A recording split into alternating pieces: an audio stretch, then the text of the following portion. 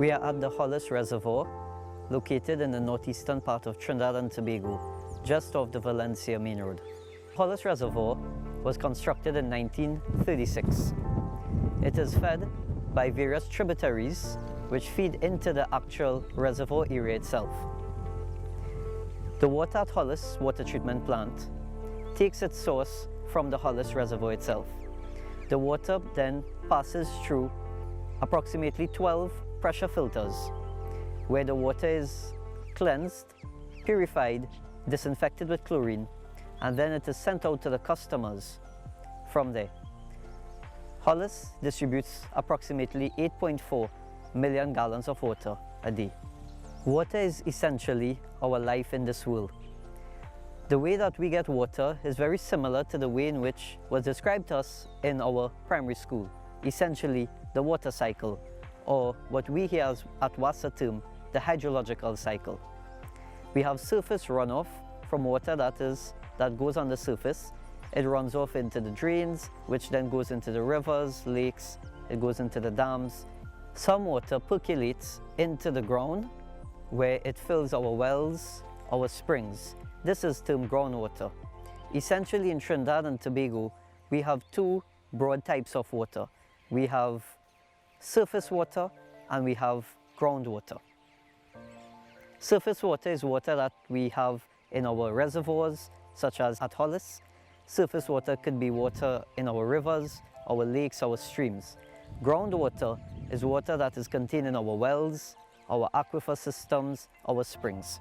Groundwater is very important for us here at WASA. It accounts for approximately 20% of our water source.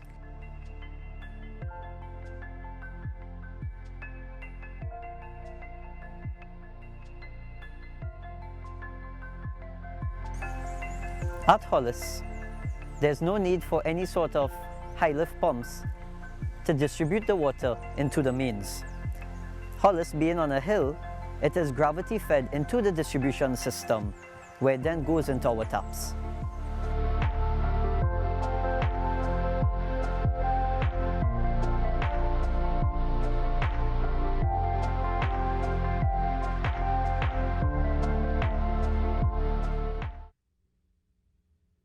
Welcome back to the Now Morning Show. I am Kimberly De Souza in your company, and on the screen you were just seeing a tour of the Hollis Reservoir, and actually on set with me right now I have the Minister of Public Utilities, Mr. Marvin Gonzales, who of course is no stranger to that reservoir. I know he may have toured it many times. Many occasions.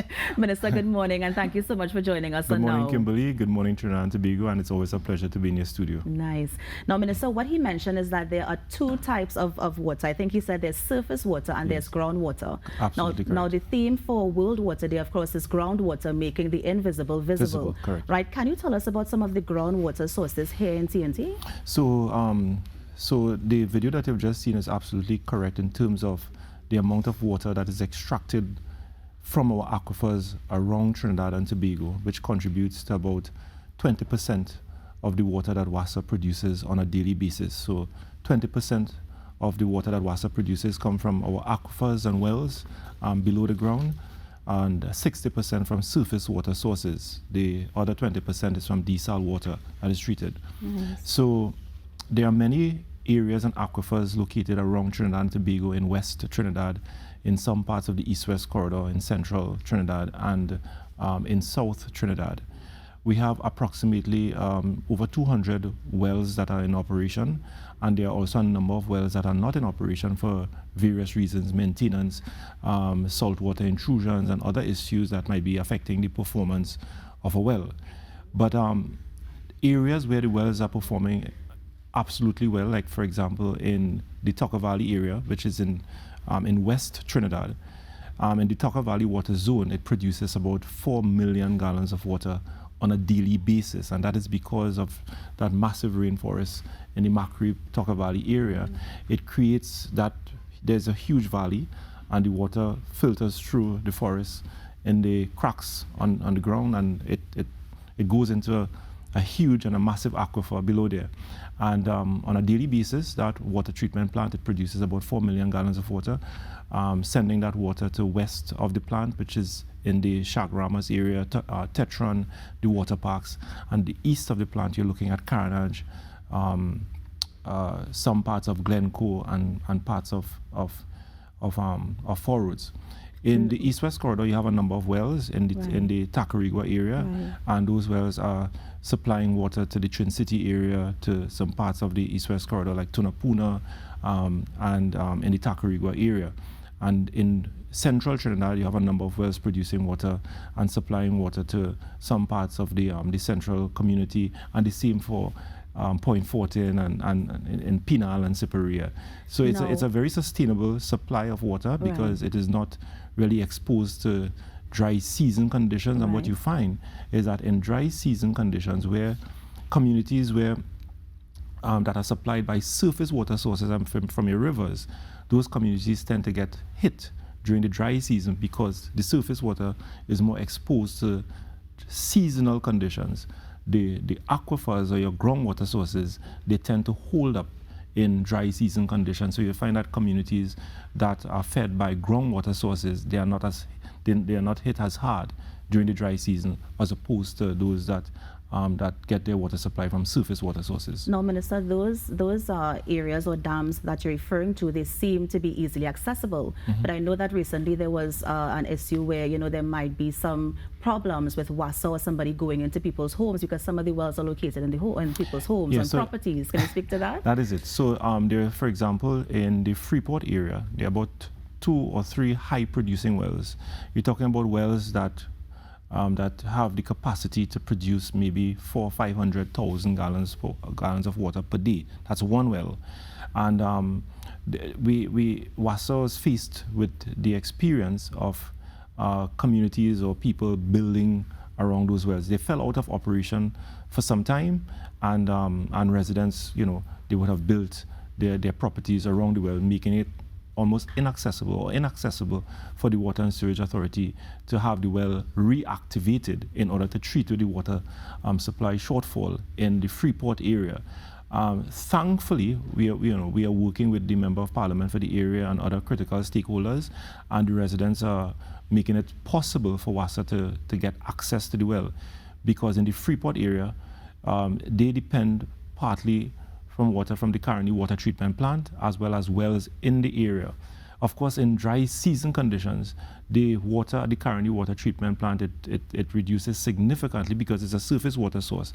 And you're talking about water, the plant not producing water up to 5 or 10 million gallons of water per day. So normally when that happens, areas that are fed by the Caroni water treatment plant, they start to feel the impact of dry season conditions, and that's the reason why WASA would have to impose water scheduling, etc. So what we try to do, and what I'm trying to do as a matter of fact, is to get those inactive wells back into operation, because you have over 100 inactive wells across Trinidad and Tobago for all kinds of reasons. And what we're trying to do right now is to get those wells back into operation, especially in those communities that are hit hard by dry season conditions. So the shortfall that they are going to experience from the Caroni water treatment plant, that shortfall can be supplemented by activating the wells in those areas, thereby providing the communities with a more sustainable water supply. So we have done that in the Freeport area. We have activated 4 or 5 wells. We are due to activate about 2 or 3 more. And by so doing, those communities that are getting 1 in 9 levels of service, we expect that by the end or by mid-April or by the end of April, they would see a full restoration of a more reliable supply to about 3 days per week as a result of getting those wells back into operation. And we are making this similar interventions in Tacarigua, in some parts of South Trinidad and in Tobago, because I can tell you, the wells tend to be more sustainable during dry season conditions. So if you get your wells back into operation, you manage your aquifers, it means that during dry season, the impact on communities across Trinidad and Tobago will not be as drastic. as by just solely depending on surface water sources. Now, as we mentioned, dry season, Minister, I know that there's a dry season water management plan. I mean, what is it? How long it is in effect? I know that you're saying that at some times maybe WASA officials can come on your compound and see how you're managing your water and If stuff. you're using the water hose. Yes. Just tell us a little bit about that. Right. So in preparation for the dry season, again, recognizing the fact that there are many communities, especially in East Trinidad, that depend on surface water sources, and the need for the authority to put plans in place to address the potential water shortfall that normally happens during the dry season. We put together a dry season management plan, and a key component of that plan is to engage in an active leak management program, because at the end of the day, you cannot ask the country to conserve and to preserve water when the water authority itself is not embarking upon a program to manage the leaks on its transmission and distribution system. And because of that leak management program, which formed a major component of the dry season management plan and strategy, we were able to repair over 6,000 leaks on the distribution system within a 2-month period. And we are hoping to wipe off that 3,000 leak backlog by mid or towards the end of April. In addition to that, we activated a number of wells, especially in those communities that are impacted by dry season conditions. So in the Tacarigua area, we identified 2 or 3 wells. We brought them back into operation, and very soon the people in Trin City and Tacarigua and Tunapuna will see a more sustainable supply of water. The same thing that we would have done in Central Trinidad and in South Trinidad. So part of that strategy is to get some of your inactive wells back into operation, so that the shortfall that WASA would have experienced from their sources that rely heavily on surface water, that shortfall can be supplemented by extracting additional water sources from the ground, from your underground wells. No, Minister, specifically to the waste management plan though, is it that, I think I read somewhere, it's in effect until June, is it? It is in effect until June. And is there a ban on hose pipes and watering your plants and that sort of thing? So WASA would have imposed that ban, right, because at the end of the day, you are losing approximately 5 to 10 million gallons of water per day from your surface water sources, and that is already in place. So already we are seeing a drastic fall in production at the Hollis water treatment plant. The average production, as you would have seen in the video, the average water production at Hollis would have been about 8.5 million gallons of water per day, and as a result of dry season condition, it has already been reduced to 6.5 million gallons of water per day. So you're talking about areas in La Florissant, in parts of Aruca, 5 Rivers, Borneo West, all my constituency, coincidentally. Right. So Hollis water production already fell by 2 or 3 million gallons of water per day. What do you do in a situation like that? So in addition to getting well water to supplement the shortfall, but unfortunately in that zone, you do not have wells located there to put back into operation to address that water shortfall from the Hollis water treatment plant. So the water authority, like WASA, has no other option but to impose dry season restrictions on citizens to ensure that we reduce our usage of water hose, to wash our yards, all these power washers to wash yards, to clean our cars and what have you. Because once you do that, it means that the little water that you have, the 6.5 million gallons of water that you have, it will be conserved so that people can have access to the water to engage in their normal day-to-day routine, to bathe, to wash, to cook, and stuff like that. We believe, the Water Authority believe, and we believe that those things are more important than taking a power washer during very harsh dry season conditions. And power washing the yards and stuff like that. Yeah. Now, Minister, I know that you had a conversation with the Prime Minister, and in conversations with the Prime Minister recently, I think you mentioned that increased water rates are coming, but it's just that you need to, submit something to the Regulated Industries Commission and stuff. Can we get an update on that? Like, how soon can we see an increase in our bill? Right. So, it is like fixing the plane whilst the plane is flying. The point is that the water utility company has found itself in a very difficult position where you have declining levels of service across the board, declining revenues to the extent that it cannot pay for its operational expenses, its salaries for staff, the purchase of expensive chemicals to treat the water that is being extracted from the ground and what have you. It takes about $2.1 billion on an annual basis to run the water infrastructure in Trinidad and Tobago, to extract the water from our wells, to treat the water from our surface water sources, to buy desalinated water is a very expensive process. But if it is costing the water utility company $2.1 billion to run its operation, and its revenue from rates being collected on an annual basis suggests about $700 million, then that shortfall must come from somewhere. So the water utility company has been depending on the state to make up that shortfall to the tune of $1.something billion to make up the operation. What do you do? And because of that very difficult position, the water utility company has not been engaged in predictive maintenance, in routine maintenance, and that's the reason why you have all that disruption taking place with booster stations going down, pumps going down, leaks on your water system, and what have you. The reason for that is because the water utility company does not have the financial resources to engage and to engage in preventative maintenance, to engage and to invest in technologies, leak repair technology, monitoring technology, and what have you. And the only way you can get out of that is to have a rate adjustment. Because the last time we had a rate adjustment in Trinidad and Tobago was 28 years ago. Things have changed so much over a 28-year period where the cost of producing water has gone up tremendously. And what do? You try to put the utility company in such a position where it can engage in these routine activities on a daily basis on its own by getting a rate structure that allows it to be able to run its operation and depend on its own operation for routine maintenance, etc., and to just allow the state to invest in capital projects to continue to improve the water supply across Trinidad and Tobago. And that's the reason why we are doing both things, improving the water supplies through strategic interventions and programs, but at the same time preparing the utility company for a rate review. That is the preparation of a business plan, a financial plan, and a strategic action plan to improve service. So by the end of this month, the utility company will be in a position to justify its application for a rate review, because it is just not going to the RIC and saying, well, 28 years ago we haven't had a rate increase, so therefore we demand and we need a rate increase.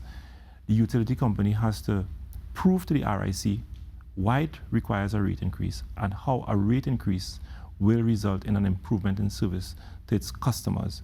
Now, Mr. Gonzales, but when the utility company does this, do you anticipate this, for example, let's say by the end of September, by the end of the year, we can see that increase, or how exactly does it work? No, it's going to take some more time. Yeah, it's a lengthy process. Okay. So by the end of this month, the business plan, the financial plan, and everything would be completed. Right. That is now submitted to the RIC with an application by WASA for a rate increase. So we expect to do that in about 2 weeks to 3 weeks' time. Then the process begins. It requires the RIC to engage in extensive conversations all across Trinidad and Tobago. And the RIC is anticipating that the process for a rate review can take from 12 months to 18 months. All right, so it is not going to happen this year. The process is going to start in 2 to 3 weeks' time. Right. But it allows the RIC now to engage in deliberations and in collaboration with the national community, to engage the national community all over, to ensure that the plan that WASA has from now over the next 18 months will result in an improvement in its water supply and its levels of service across Trinidad and Tobago. And then the RIC will make a determination as to what is an economic rate that is reasonable, that is feasible, to allow the utility company to provide a high level of service to its customers. Now, Minister, I know that you are opening up these booster stations, of course, to get water to people in far-reaching areas. But there are people who may still not have access to water, and they may want to catch, rainwater. Is capturing your own rainwater and, desilting it and stuff like that, is that legal? It is very legal. As a matter of fact, we a couple months ago in Cabinet, we approved a national rainwater harvesting program. And that program, you would see a collaboration that is taking place with a number of government agencies and non-governmental agencies. We are going to sign the Memorandum of Understanding that will govern the framework for this National Rainwater Harvesting Program in about 2 weeks' time. There will be a national signing, and we will engage in a number of strategies and initiatives to raise awareness in the national community and the benefits of rainwater harvesting. We are targeting communities like in rural areas that are away from the water distribution grid, to allow these communities to understand the value in rainwater harvesting, because oftentimes those communities are hit hard, especially in the dry season, and even in the rainy season they are hit hard because of hurricane and very drastic and extreme weather patterns. So in that National Rainwater Harvesting Program, we are making interventions in rural communities and even in urban communities, in community centers, in schools, where we are going to install rainwater harvesting program, so that when you have disruption on your national grid from the water distribution grid from WASA, rainwater harvesting can provide that level of resilience and redundancy on your system to allow the community centers and schools to now rely on the rainwater they would have harvested and put into their storage system, so that there can be continuity of service in your schools, in your hospitals, and in your community center. It is a very expansive program. It is not only treating with ground surface water, but also adding that level of resilience by encouraging citizens to engage in the harvesting of rainwater all across Trinidad and Tobago. Now, Minister, we are going to close soon, but I'm hoping to get just 2 more questions in. I know the Repo booster station was out of commission for about 15 years, and it was returned to full operation a few weeks ago. Just tell us, what other areas are you looking in terms of, resuming operations, so that people can get, at least a pipeline water? Yeah, so after Repo, we commissioned the San Rafael booster station. There are a number of areas in the San Rafael and Brazil area. They are in the extremities of the North Oropouche water treatment plant. They have been experiencing some water supply challenges for maybe 10 years. And with the commissioning of that San Rafael booster station, I have seen a number of messages from customers who are now experiencing an improvement in their water supply. And we are also going to be commissioning a new booster station in Golden Grove Road. And that booster station will assist and improve the water supply in Five Rivers, in Kandahar, in Williams Strait, some of those areas that on the upper ends of the Five Rivers community. The commissioning of that booster in about 3 weeks' time, those communities will see an improvement in their water supply. In 2 weeks' time, we will be commissioning a brand new water treatment plant in the Lopino community. They've in your constituency again. My constituency.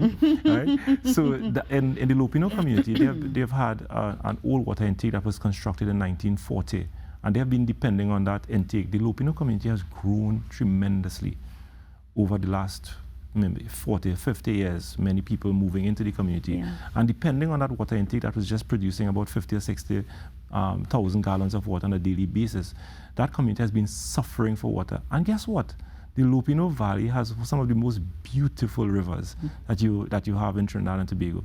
So what we would have done, we constructed a new water intake from one of their beautiful rivers in the community, and the commissioning of that new water intake would result in an additional 100,000 gallons of water per day for that community, bringing their levels of service to 24/7. And we are making similar type of interventions in Aripo, in Blanchishes, in all areas where you have surface water sources and beautiful river, clean water. We are constructing intakes so as to localize the source of supply to those rural communities. They can now benefit from the water supply from their own area, have the water treated. By the way, we are also going to be commissioning that new intake in the Lalaha community. Have you ever heard about Lalaha? No, Minister. Lalaha is a place somewhere in off the Blanchishes Road. Okay. It's in the Arima constituency. They've never had water. They've never had electricity. And with a recent intervention that we have made, we are giving them solar power lights and solar power energy to be constructed on their homes. They are now going to get electricity for the very first time from solar powered energy. But we also constructed a water intake in the Lalaha community from their own river source. And for the very first time in perhaps 60 or 70 years, the Lalaha community will have their own source of supply from a surface water source, bringing them to 24, no water at all, to 24/7 water. Now, Minister, I have one more question for you, but first of all, of course, one of your constituents is here. DJ Cardo is actually from Lopino. But final question, Minister, and of course, we have to take it really quick. Just an update on the Betham pipeline. Has it been fixed? Because sometimes I'm going down on the priority bus route and I'm still seeing WASA trucks there. So has that been fixed? It is completed. Okay. It has been completed about 3 weeks ago. What you're actually seeing there now is road restoration work and some of the civil works, because some people's their walls and the sidewalks had to be disturbed in order to allow the excavation to remove the pipelines into the ground. So it is the final phase of the completion of the project, the completion of the civil works, the sidewalks, the walls, etc. And we're expecting in about 2 or 3 days the full restoration of the road, which will bring a complete end to a very difficult project. Yes. But I'm very grateful. The pipe that was already installed, it is working beautifully. And it is a very successful project. The water is flowing through the pipes into the Betham wastewater treatment plant. And in the next couple of days, I am looking forward to the full completion of that project, and to thank the people of Betham for collaborating and cooperating with WASA. I know it has been a very difficult task and a very difficult experience for them. The inconvenience was very challenging for them, but for the WASA workers and the TNTech workers who went out of the way to make this project a success despite difficult circumstances. A TNTech worker fell into the trench and he had to be hospitalized. So a number of incidents and accidents would have occurred. But at the end of the day, I'm very grateful for the hard work by the TNTech and WASA workers for making this project, or bringing this project to successful completion. Minister Gonzales, thank you so much for joining us. I know every time we call, you always come, and we always do appreciate it here on the Now Morning Show. That was the Minister of Public Utilities, Minister Gonzales, just giving us an update on what WASA has been up to. This is the Now Morning Show. We're going to take a quick break, and we'll be right back. Stay with us.